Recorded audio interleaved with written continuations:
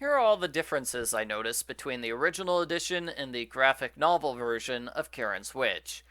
Probably the biggest difference is that the graphic novel combines every two chapters into one chapter. It changes the pacing for the better, I'd say. Karen thinks it's fall weather. In the original, it's Halloween weather. The various characters say out loud that they're leaving the house and that Chrissy will be the babysitter.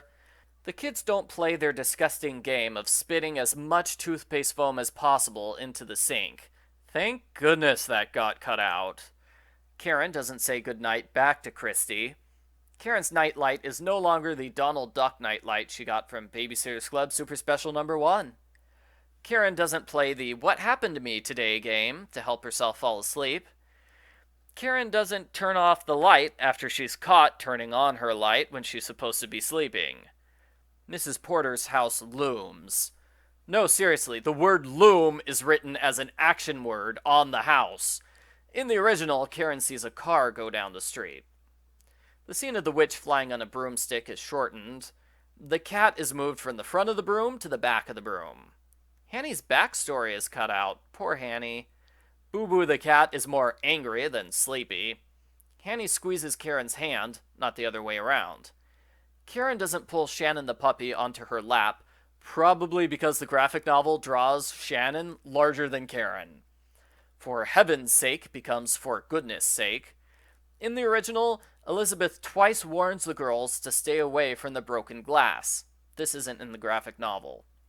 The disgusting toothpaste spitting game appears twice in the original novel. The graphic novel shows it the second time, but the kids don't talk about what they're doing. See you in the morning bright becomes see you in the morning light.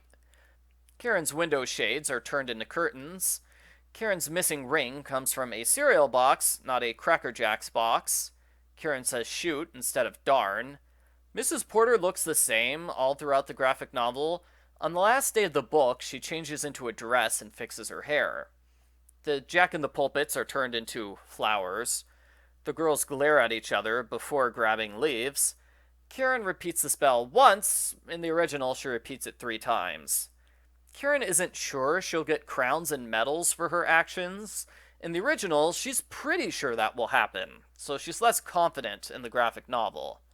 Mrs. Porter is more confident. She doesn't stammer in surprise. Karen calls it a party, not a meeting. Grandma is angry the whole time. In the original, Grandma and Watson hug hello before Grandma complains about Karen. Sam and Charlie aren't there when Karen confesses the truth. Readers are now left to guess how they know what happened. Maybe Christy told them.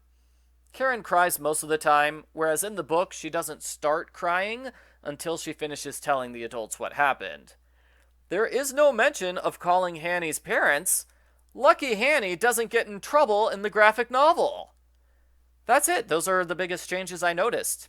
Oh, and a lot of the narration changes from past tense to present tense, which is not that different. It's a pretty faithful adaptation of the original book. Arguably, it's more faithful than the first Babysitter's Club graphic novel, but then again, Christie's great idea is a far more complex story, which makes it harder to adapt.